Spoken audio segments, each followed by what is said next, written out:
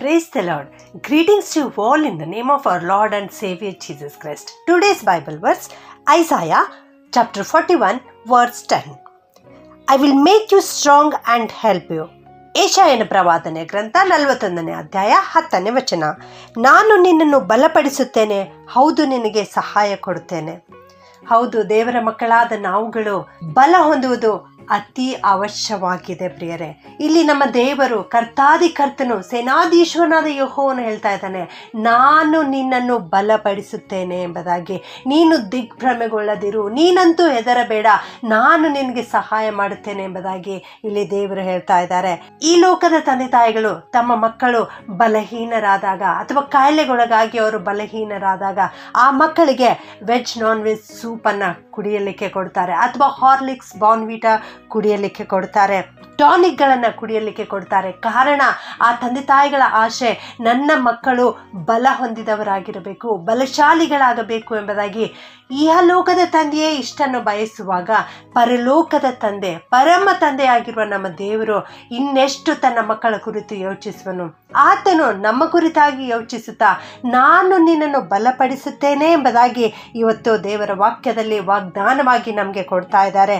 ಹೌದು, ಕೆಲವರು ಶರೀರದಲ್ಲಿ ಬಲವುಳ್ಳವರಾಗಿರ್ತಾರೆ, ಆದರೆ ಆತ್ಮದಲ್ಲಿ ಬಲಹೀನರಾಗಿರುತ್ತಾರೆ. ನೀನು ಇಂದು ಯಾವ ಲೆಕ್ಕದಲ್ಲಿದೆಯಾ? ನೀನು ಆತ್ಮದಲ್ಲಿ ಬಲಹೀನನಾಗಿದ್ಯಾ? ಹಿಂದೆ ನಿನ್ನನ್ನು ನೀನು ಪರೀಕ್ಷೆ ಮಾಡಿಕೊ.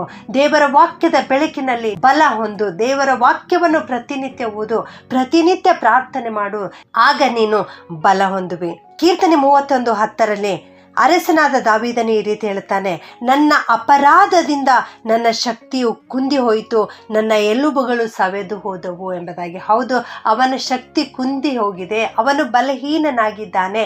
ಏತಕ್ಕಾಗಿ ಆ ರೀತಿ ಬಲಹೀನವಾಗಿದ್ದಾನೆ ಎಂಬುದಾಗಿ ಅವನು ಹೇಳ್ತಾ ಇದ್ದಾನೆ ಅಂದರೆ, ತನ್ನ ಅಕ್ರಮದಿಂದ, ತನ್ನ ಅಪರಾಧದಿಂದ, ನನ್ನ ಅಪರಾಧದಿಂದ ನನ್ನ ಶಕ್ತಿ ಕುಂದಿ ಹೋಗಿದೆ ಎಂಬುದಾಗಿ ಅಲ್ಲಿ ಅವನು ಹೇಳ್ತಾ ಇದ್ದಾನೆ. ನನ್ನ ಪ್ರಿಯ ದೇವಜನರೇ, ನಿಮ್ಮನ್ನು ನೀವು ಪರೀಕ್ಷೆ ಮಾಡಿಕೊಳ್ಳಿರಿ. ಒಂದು ವೇಳೆ ಇಂದು ಅಕ್ರಮಗಳು, ಅಪರಾಧಗಳು ನಿನ್ನನ್ನು ಮುತ್ತಿಕೊಂಡಿರುವುದಾದರೆ ಅದನ್ನು ಬಿಟ್ಟು ಹೊರಗೆ ಬಾ. ಪ್ರೀತಿಯ ದೇವ ಮಕ್ಕಳೇ, ನೀವು ಕರ್ತನಲ್ಲಿ ಬಲ ಹೊಂದಿ ಬಾಳಬೇಕು ಎನ್ನುವುದಾದರೆ ನಿಮ್ಮ ಪಾಪಗಳನ್ನು, ನಿಮ್ಮ ಅಕ್ರಮಗಳನ್ನು ನೀವು ಬಿಟ್ಟವರಾಗಿ, ದುಶ್ಚಟಗಳನ್ನು ಬಿಟ್ಟವರಾಗಿ, ಅವುಗಳನ್ನು ಜಯಿಸಿ ಕರ್ತನಲ್ಲಿ ನಿಮ್ಮನ್ನು ಬಲಪಡಿಸಿಕೊಳ್ಳಬೇಕು. ಈ ಬಲಹೀನತೆಯಲ್ಲಿ 2 ಥರವಾದ ಬಲಹೀನತೆಗಳನ್ನು ನಾವು ನೋಡ್ತೇವೆ. ಒಂದು, ಕೆಲವರು ತಮ್ಮನ್ನು ತಾವೇ ಬಲಹೀನಪಡಿಸಿಕೊಳ್ಳುತ್ತಾರೆ. ಇನ್ನು ಕೆಲವರು ಅವರಿಗೆ ಅಶುದ್ಧಾತ್ಮಗಳು ಹಿಡಿದಿರುವುದರಿಂದ ಅವರು ಬಲಹೀನರಾಗುತ್ತಾರೆ. ಲೂಕ 13ನೇ ಅಧ್ಯಾಯದಲ್ಲಿ ಒಬ್ಬ ಹೆಣ್ಣು ಮಗಳ ಬಗ್ಗೆ ನಾವು ನೋಡ್ತೇವೆ. ಆ ಸ್ತ್ರೀ ಗೂನಿಯಾಗಿದ್ದಳು. ಸತ್ಯವೇದ ಈ ರೀತಿ ಹೇಳುತ್ತದೆ, ಅಲ್ಲಿ 18 ವರ್ಷಗಳಿಂದ ದೆವ್ವ ಬಡಿದು ಮೈಯಲ್ಲಿ ರೋಗವಿದ್ದ ಸ್ತ್ರೀ ಇದ್ದಳು. ಆಕೆ ನಡುಬಗ್ಗಿ ಹೋಗಿ ಸ್ವಲ್ಪವಾದರೂ ಮೈಯನ್ನು ಮೇಲಕ್ಕೆ ಎತ್ತಲಾರದೆ ಇದ್ದಳು ಎಂಬುದಾಗಿ 11ನೇ ವಚನ ತಿಳಿಸಲ್ಪಡುತ್ತದೆ. ಪ್ರಿಯರೇ, ಅಲ್ಲಿ ಆ ಸ್ತ್ರೀಗೆ ಬಲಹೀನಪಡಿಸಿರುವ ಆತ್ಮ ಅಶುದ್ಧಾತ್ಮ. ಆಕೆಗೆ ಅಶುದ್ಧಾತ್ಮ ಹಿಡಿದಿತ್ತು. ಆಕೆ ಆ ಅಶುದ್ಧಾತ್ಮವನ್ನು ಓಡಿಸಲೂ ಇಲ್ಲ, ಗದರಿಸಲೂ ಇಲ್ಲ, ಮತ್ತು ಆಕೆಯಲ್ಲಿ ಅಶುದ್ಧಾತ್ಮ ಇದೆ ಎಂಬುದಾಗಿ ಕೂಡ ಆಕೆ ತಿಳಿದುಕೊಂಡಿರಲಿಲ್ಲ. ಹೀಗಾಗಿ ಆಕೆ 18 ವರ್ಷಗಳವರೆಗೆ ಕಷ್ಟಪಡಬೇಕಾಯಿತು. ಯೇಸು ಸ್ವಾಮಿ ಆಕೆಯನ್ನು ನೋಡಿ ಸ್ವಸ್ಥಪಡಿಸಿದರು. ನನ್ನ ಪ್ರಿಯ ದೇವಜನರೇ, ಇಂದು ನಿನ್ನ ಜೀವಿತದಲ್ಲಿ ಬಲಹೀನತೆ ಇರುವುದಾದರೆ ಯಾವುದಕ್ಕಾಗಿ ಈ ಬಲಹೀನತೆ ಇದೆ ನಿನ್ನನ್ನು ನೀನು ಗ್ರಹಿಸಿಕೋ. ಬಲಹೀನಪಡಿಸುವ ಆತ್ಮ ನಿನ್ನಲ್ಲಿರುವುದಾದರೆ ಕೂಡಲೇ ಅದನ್ನು ಗದರಿಸು. ದೇವರ ವಾಕ್ಯವೆಂಬ ಕತ್ತಿಯನ್ನು ಹಿಡಿದುಕೊಂಡು ಅದನ್ನು ಓಡಿಸಿಬಿಡು. ಆಗ ನೀನು ಆ ದುರಾತ್ಮವನ್ನು ಜಯಿಸುವೆ. ನಿನ್ನ ಶರೀರ ಕರ್ತನಿಂದ ಸೃಷ್ಟಿ ಮಾಡಲ್ಪಟ್ಟಿದೆ, ಇದನ್ನು ನೀನು ಮರೆಯಬೇಡ. ನೀನು ದೇವರ ಮಗುವಾಗಿದ್ದಿ, ಇದನ್ನು ನೀನು ಯಾವಾಗಲೂ ಜ್ಞಾಪಕದಲ್ಲಿಟ್ಟುಕೋ. ನಿನ್ನನ್ನು ಆತನು ತನ್ನ ರಕ್ತವನ್ನು ಸುರಿಸಿ ಕೊಂಡುಕೊಂಡಿದ್ದಾನೆ. ನಿನ್ನ ಶರೀರವನ್ನು ಕರ್ತನಿಗೆ ಒಪ್ಪಿಸಿಕೊಡು. ಆಗ ಪರಿಶುದ್ಧಾತ್ಮನು ನಿನ್ನನ್ನು ಆವರಿಸಿಕೊಳ್ಳುತ್ತಾನೆ. ಪರಿಶುದ್ಧಾತ್ಮ ನಿನ್ನಲ್ಲಿರುವಾಗ ಯಾವ ಅಶುದ್ಧಾತ್ಮ ಕೂಡ ನಿನ್ನ ಬಳಿ ಬರುವುದಿಲ್ಲ. ಪವಿತ್ರಾತ್ಮನು ಆ ಅಶುದ್ಧ ಆತ್ಮನಿಂದ ನಿನಗೆ ಬಿಡುಗಡೆ ಕೊಡುತ್ತಾನೆ. ಇಲ್ಲಿ ದೇವರು ಹೇಳ್ತಾ ಇದ್ದಾರೆ, ನಾನು ನಿನ್ನನ್ನು ಬಲಪಡಿಸುತ್ತೇನೆ, ನಿನಗೆ ಸಹಾಯ ಮಾಡುತ್ತೇನೆ ಎಂಬುದಾಗಿ. ಪ್ರತಿನಿತ್ಯ ಈ ವಾಕ್ಯವನ್ನು ಎತ್ತಿ ಎತ್ತಿ ಹಿಡಿದು ನೀನು ಪ್ರಾರ್ಥನೆ ಮಾಡು. ನಿನ್ನ ಒಳಕೋಣೆಗೆ ಹೋಗಿ ಈ ವಾಕ್ಯವನ್ನು ಎತ್ತಿ ಹಿಡಿದು ಪ್ರಾರ್ಥನೆ ಮಾಡು. ಪ್ರತಿನಿತ್ಯ ದೇವರ ವಾಕ್ಯವನ್ನು ಸ್ಮರಿಸುವಂಥವನಾಗು. ಖಂಡಿತವಾಗಿಯೂ ದೇವರು ನಿನ್ನನ್ನು ಹಿಡಿದುಕೊಂಡಿರುವ ಈ ಬಲಹೀನತೆಯಿಂದ ಬಿಡುಗಡೆಗೊಳಿಸುತ್ತಾರೆ. ಪ್ರಾರ್ಥನೆ ಮಾಡಿಕೊಳ್ಳೋಣ.